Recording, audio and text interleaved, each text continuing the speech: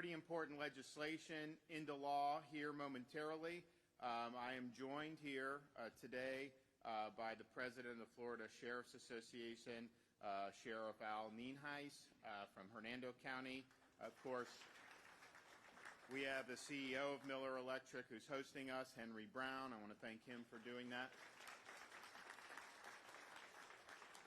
We have Senator Clay Yarborough with us here today. And we have Representatives Michael, Black, and Jacques. So thank you all for being, and thanks for your great work on all of this. And then we're also going to be joined by Nikki Jones and her daughters Harley and Raven, who you will hear from a little bit later. So thank you for coming, Nikki. I don't think anybody could have any other view but that we've got massive problems at our southern border with Mexico. And this is something that is the responsibility of Joe Biden. This is a responsibility that he has defaulted on really from day one of his presidency. And he is charged with ensuring the safety and security of this country. He's charged with ensuring that the laws are faithfully executed, and he has refused to meet that obligation. And in Florida, we recognize this from day one, and we've acted really since he took office to combat the negative effects of his border policy. It is causing huge problems, and it's going to get a lot worse this week with the expiration of Title 42. You're going to end up having 10,000, 15,000 a day potentially. Last fiscal year, they had almost 2.4 million encounters with illegal aliens. That's the highest ever in our history, even beating Biden's previous record of 1.96 million. And that's just the encounters. There's other people coming in who don't get encountered, and so the numbers are a lot higher than that. But if you look at that almost 2.4 million, that's more than the combined populations of the cities of Jacksonville, Miami, Orlando, and Tampa. The Biden administration recently claimed that when it comes to illegal immigration, quote, "You've seen it come down by more than 90%. That is a lie. That is something that they're trying to feed you and hope their buddies in corporate media will run with, but that is factually untrue and demonstrably untrue. So you have huge problems with Title 42 expiring. This is Biden's estimates are they think it could be up to 13,000 illegal aliens crossing the border every single day. And at that pace, on an annual basis, that would be 4.5 million, and that's roughly the size of Miami-Dade and Broward counties combined, Florida's two most populous counties. And so Title 42 is ending. They had tried to get rid of it earlier. It's tied to COVID. So they actually wanted COVID restrictions for you, but they wanted to remove Title 42 for illegal aliens. And so we in Florida, with the Attorney General, Ashley Moody, we sued the Biden administration to keep Title 42 in place, and we were able to win that case, and actually would have been a lot worse over the last year or so had we not done that. Now that the COVID emergency is ending, quote unquote, Title 42 is going to expire, and so you are going to see a massive surge of illegal aliens. You have a duty to ensure that these borders are secure. This is a huge disaster on our hands, and it does not comport with the duties of his office to just allow this to happen. Alexander Hamilton wrote in the Federalist Papers that energy in the executive is the leading characteristic of good government. Where is this president's energy? Where's his vigor? Where's his commitment to the cause? He's just sitting around doing nothing of importance or nothing of note while the American people suffer. And what is the problem with this? Well, first of all, it's just chaos. We're supposed to be the world's leading superpower, and yet we can't even maintain control of our own southern border. The Mexican drug cartels have more to say about what goes on the southern border than our own U.S. government does. And so you have a situation where there is just no rule of law. It's been totally tossed out the window, and that is not what we want in a constitutional republic. You also have the fact that the sheer number of people coming, these border towns, they get overwhelmed with the number of people, but then when they settle them in the interior of our country, you have all kinds of burdens placed on taxpayers, on medical, on education, on criminal justice. All of these different things impact communities in a very, very big way. And you want to know how it's a burden? All you have to do is look back when we helped send 50 illegal aliens to Martha's Vineyard, one of the most wealthy enclaves in this country. They removed them off that island the next day because they said they couldn't accommodate 50. Well, look at some of these other places. They're getting thousands of people coming illegally, and yet they're just supposed to grin and bear it. Of course, you do have criminal aliens that are coming across the border, and people say, Florida, you're not on the border, what do you care? Well, October 21, you had an illegal alien stab a man to death right here in Jacksonville. March of last year, illegal alien murdered a couple who were participating in Bike Week in Daytona. And in September, we had an illegal alien drive a front loader at a construction site that killed a sheriff's deputy in Tampa Bay. And so you've seen this happen just in Florida. You're seeing it happen all over the country. You also have massive amounts of fentanyl that are pouring into our country. Tens of thousands of deaths because of fentanyl every single year, and it's all coming across the border. It's all being run by the drug cartels, and this border situation is saying you're going to be able to move as much fentanyl across the border as you need to. We had just last year over 100,000 overdose deaths, and I think you're likely to see that continue with the amount of product that's being moved in. So this is a huge, huge dereliction of duty to ignore the security and the borders of your own country. But as I mentioned, we saw this from the very beginning of the Biden administration, and we've worked very hard to do. Look, states are limited in terms of what they do. I think a good reform federally would be deputize states to enforce immigration law. Texas should be able to send them back to Mexico or back to these other countries. You shouldn't have to turn them over to Border Patrol and then Biden orders them released back into our own country. Of course more people are going to come if that's the case. So I wish states would be deputized to do more. But as it is, we're doing the limit of what states can do.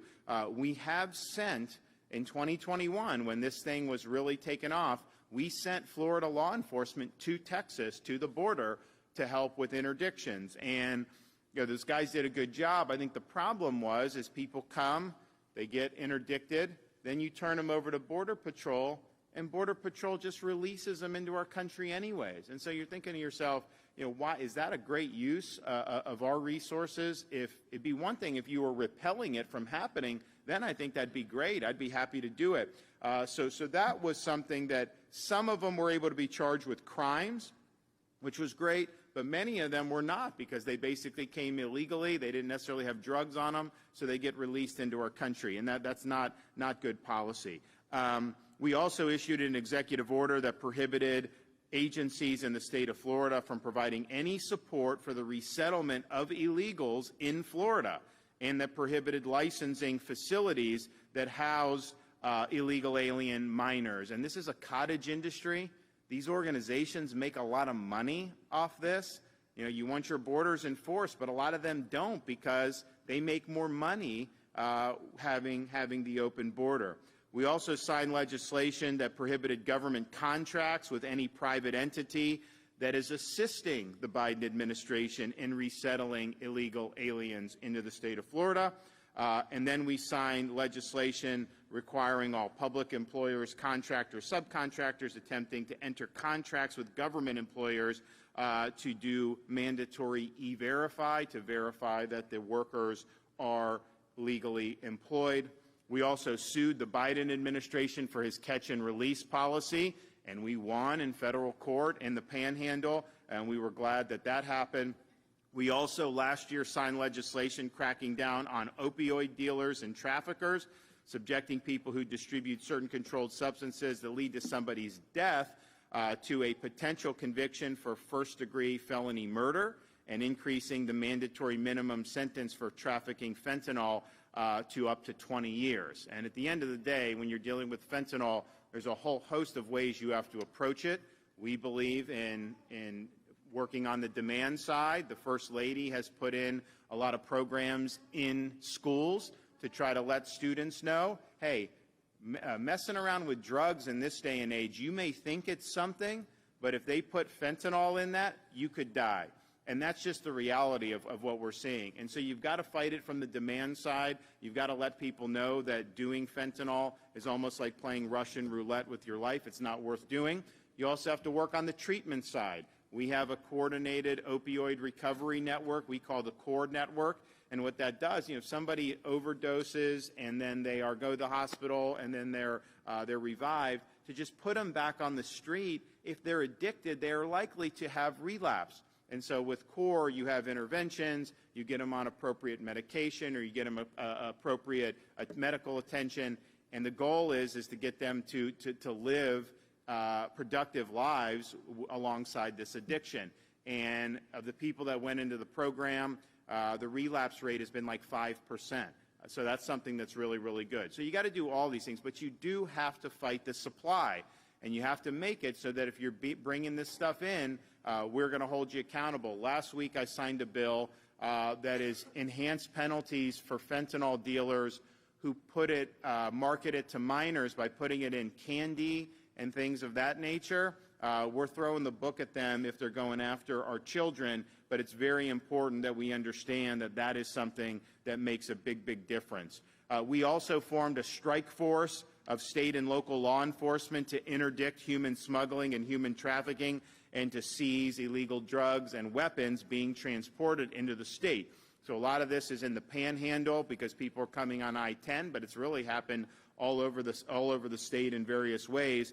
The strike force has resulted in nearly 300 felony charges, more than 40 human smuggling charges, and nearly 130 drug charges. And part of that is people do that, you need to hold them accountable, but it also sends a signal to other people. They're thinking about coming from the border, smuggling people somewhere. Florida is not a good place for you to do that, okay, because you're going to end up facing pushback. If you want to go somewhere where they are a sanctuary state, then do California or do Illinois or something, but don't do here because we're going to fight back. We also petitioned the Florida Supreme Court to impanel a statewide grand jury to examine international human smuggling networks that bring illegal aliens to the southern border and ultimately into the United States, including into Florida. And it has released some of its initial findings. So these grand juries, they can issue reports as they go. And if you read the report that they most recently did, I mean, these minors are basically victims of trafficking. Many of them have been sexually abused. Some of them are mistreated in other ways. And this is all happening with the imprimatur of your federal government. And I think it's a disgrace. We also secured another $12 million. Well, we initially secured $12 million for the illegal alien transport program. So we did that, for example, with Martha's Vineyard. We also got more money in this year's budget to be able to help with that problem. It's not just U.S.-Mexico border, though. If you look, you have boats trying to come into Florida from places like Haiti. And so we started to see a spike in this.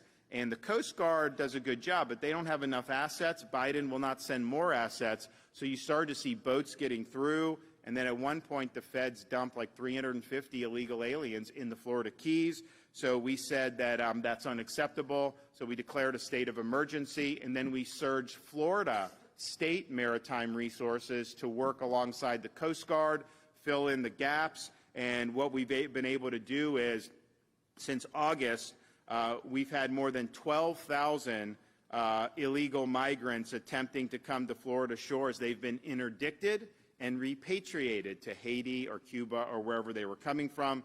We've also removed 393 vessels from Florida shores and waterways that have been used by illegal migrants to enter the state. And then back in February, and so that is a huge success right there, because, I mean, like, just imagine if we had left it to the feds and they don't have enough resources, you'd probably have hundreds more boats that would end up getting to Florida shores. So we're proud of really leaning in on all these issues. We think it's very important. Obviously, if we had a different administration, be a lot easier because, you'd be able to actually deal with the problem at its source. As it is, we've got to use the tools we have. So in February, we were in Jacksonville, and we proposed strong legislation to curb illegal immigration, both deterring illegal immigrants from coming to Florida, but also holding people accountable within Florida who were involved in illegal immigration. And so we made that promise. We said that we were going to go big. And today we deliver on that promise by signing Senate Bill 1718. And even the New York Times admitted this is the strongest legislation against illegal immigration anywhere in the country. What the bill does is a number of different things. This makes Florida the largest state in the country to do full E-Verify for employment. And that's important because if people are going to come if they get benefits, and so what you want to do is say there's not benefits for coming illegally. You're either here as a native or you come legally, and those are two fine things, but to come across the border and end up getting benefits in Florida, does not make sense. So we already have, it's already against the law for someone to be employed if they're here illegally, but the E-Verify provides a way to make sure that that's enforceable. So we think that that's something that's going to make a big difference. Senate Bill 1718 also enhances human smuggling penalties in Florida and subjects offenders to prosecution under the Florida RICO Act, which was a recommendation from the statewide grand jury that we had. And so if you're knowingly transporting illegal aliens into Florida, you can face up to 5 years in prison and a $5,000 fine per offense. If you're caught transporting 5 or more illegal aliens or an unaccompanied illegal alien minor, or you have a prior conviction for human smuggling, you can get a $10,000 fine and up to 15 years in prison. Now, at the end of the day, you wouldn't have the illegal immigration problem if you didn't have a lot of people that were facilitating this in our country. And so in Florida, that's not a good bet for you to do that here, and this bill shows that that's the case. The bill also prohibits county governments and NGOs from using tax dollars to provide IDs for illegal aliens. It invalidates out-of-state licenses issued to illegal aliens, and it makes it a felony for illegal aliens to use a fake ID to gain employment. We don't have in Florida, and we shouldn't have, driver's licenses for illegal aliens. A lot of people across the country who want open borders, they want driver's licenses, and you have it I think in California and a number of these other states. We've never done that, but what happens is you have some of these local governments, they're actually working with private groups to generate ID cards to be able to be used as if that makes you legal to be here. So we're not going to recognize that. We're also not going to recognize a driver's license from California that was issued to somebody here illegally or these other states. And so we're making sure that in Florida we're doing it legal and we're doing it right. The bill, and part of, I think, that the issue, with the because you're going to hear from an Angel wife, you're going to hear from Rep. Michael, Angel Mom, and that's really important. When you have somebody here illegally committing criminal offenses against our own people, those crimes would not have been committed if they just weren't brought in illegally. And so that's a huge thing, and it's something that we spend a lot of time on, and that's important. It's also the case that even somebody not committing crimes, it's imposing huge costs on our community. And one of the ways it imposes huge costs is medical costs. Because you show up to an emergency room, they treat you. Doesn't matter if you're legal or illegal. Of course, if most of the people here illegally, or probably all of them, they're not paying for any of the services they're getting. You're paying for it as taxpayers. And so we started in 2021 collecting with our state agencies data on healthcare costs for illegal aliens, and we found that this is a lot of money. During the 2021-22 fiscal year, healthcare costs for illegal aliens in Florida was nearly $340 million, and taxpayers were on the hook for 2/3 of that cost. So So the Biden administration is trying to increase those costs. They want to actually use Medicaid to cover illegal aliens, which we don't support and won't do in Florida, but that's their vision in terms of what they want to do. But what the bill does is it says you have to collect data at the hospital level about care that's being given to people here illegally, because we were able to identify some. We think that there's a lot more, and the public deserves an honest accounting of how much this is costing us in terms of services, and health care is probably number one. And then, as I mentioned, we also secured an additional $12 million for the illegal alien transport program to sanctuary jurisdictions. A lot of these sanctuary jurisdictions, they say they want open borders. They say that nobody's illegal. They get mad when people want to enforce the border, and yet when these people, the illegal aliens, are brought to their jurisdictions, they scream bloody murder. You saw it in Martha's Vineyard. You see it in New York City. You see it in these other places. And the reality is, it's shining a light on how absurd the federal government's policies are. We have to stop this nonsense. This is not good for our country. And when even sanctuary jurisdictions are saying they can't bear the burden of it, you know this is no way to run a government. This is no way to have a country based on the rule of law. This is no way to keep your people safe. So today we are acting with the strongest measures yet. We're proud of the legislature for stepping up and for getting this done, but we're bracing for some turbulent times ahead. And I think when you have a president who's turned a blind eye to what's gone on the border, I don't think he's even visited the border the whole time he's been in office.